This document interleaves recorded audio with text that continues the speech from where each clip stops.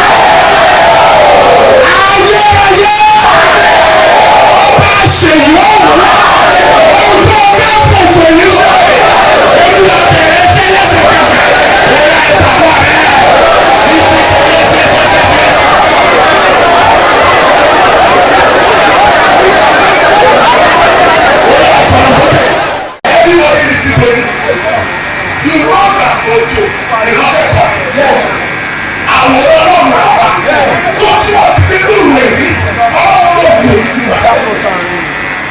Ìkúwọ́ ọ̀gá ni ó máa wà lórí ẹ̀. Lórí àwọn òkè náà ní ẹ̀sẹ̀ yóò máa kéde sí ọ̀gá lórí. Àbí àwọn ti ní ìlú lọ́wọ́ àgbà. Kéde ní ìwọ̀n bá kí o ti gbà. The person that comes with this way with your others away, you are getting your portion. You are getting your portion.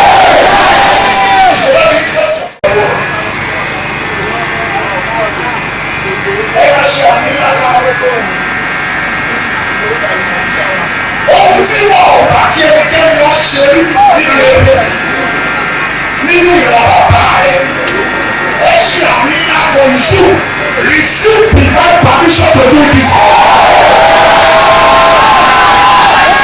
Ẹni nígbà tí àpótí ẹ̀ tó padà bọ̀ ní Ísírẹ́lì àwọn ìmọ̀ tí a pè ní abinadabu ilé ìwé àpótí ẹ̀mí wà for 20 years. Ilé abinadabu ló wà àlùfáà ní abinadabu for 20 years àpótí ẹ̀ fi wà ní ẹ̀. Ilé abinadabu wọ́n ti rí àpótí ẹ̀mí pọ̀ tí àpótí ẹ̀mí fi tọ̀sẹ̀ tí ó sáà fi dìbò tí ó sáà fi kú. Wọ́n bá tẹ̀ káàtì ẹ̀ padà tó bẹ̀rẹ̀ sí omi ní olómù. Ṣùgbọ́n láàrin oṣù mẹ́ta tó ní omi ní olómù ní omi ní olómù di olówó. Abinadabu ọ̀la Musa kú omi ní olómù méje. What is not working for others? In 2024, if you understand this prophetic prayer, go back to Shami, it will work for you. So that means it will work for you. Everybody say this way, but you are for me, and for everybody here, this way will become your manner. It will become your manner. In the name of Jesus.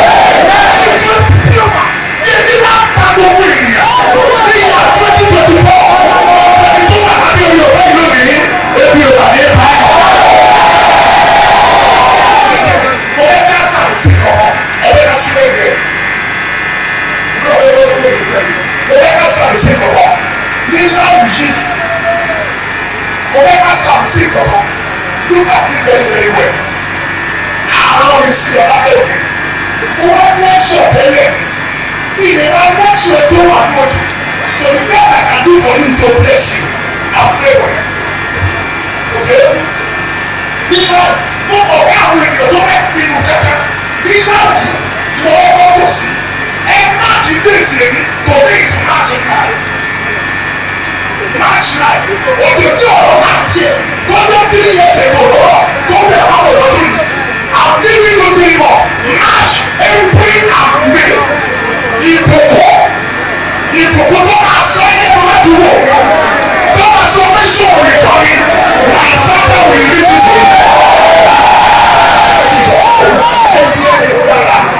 Ẹ̀ka ìwọ sọ pé jẹ́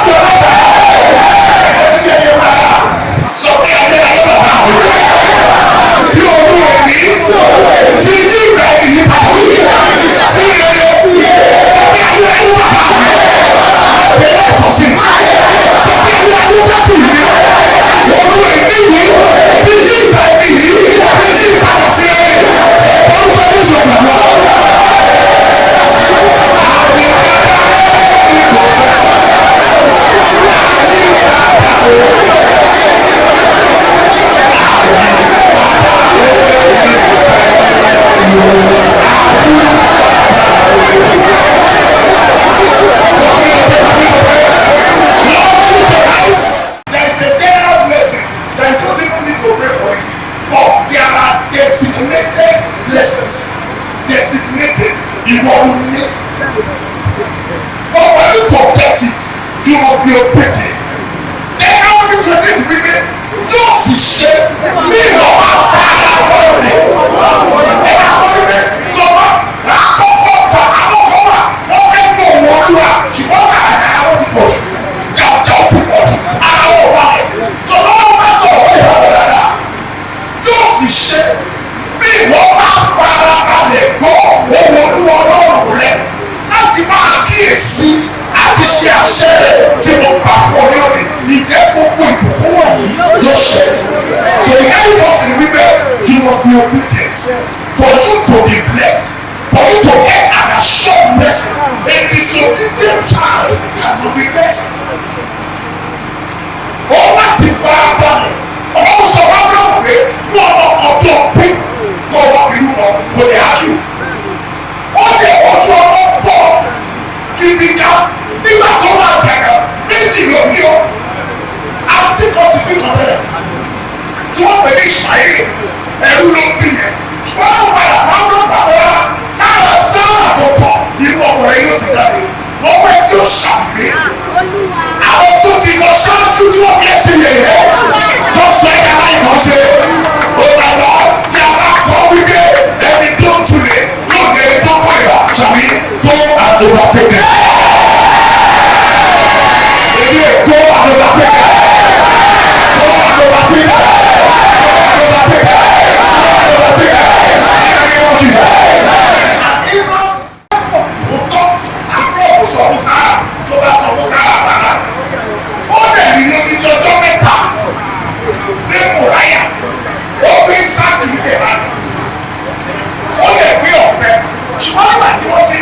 Ti bèrè pé àwọn orúkọ ọgbà ọ̀fẹ́ irúkọ dà àwọn sọ ìsáàkì pé káwọn ti dórí òkè orúkọ ló pèsè ẹ̀yọ́ ọkùnrin nìkan ní kẹ́sàrí tí wòlé àkọsà àti pẹ̀lú òkú bọ́ọ̀lù àti lókùnrin alágbèbè ṣiṣẹ́ bẹ́ẹ̀ lórí ìṣàkẹ́tì ọkùnrin nìkan ni mo ń bá sọ̀rọ̀ báyìí ní sí ilé yìí tó ti ṣe fún àwọn ọmọ ìlọ́dún wípé àṣẹwà ṣàmúlẹ̀ ìtúná fẹ́.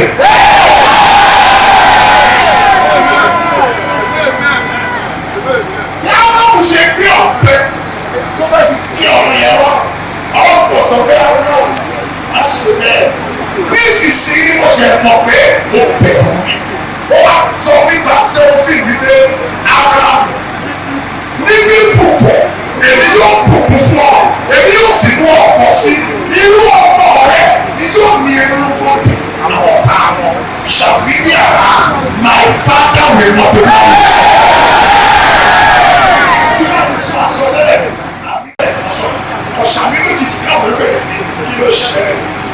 You will be more than this.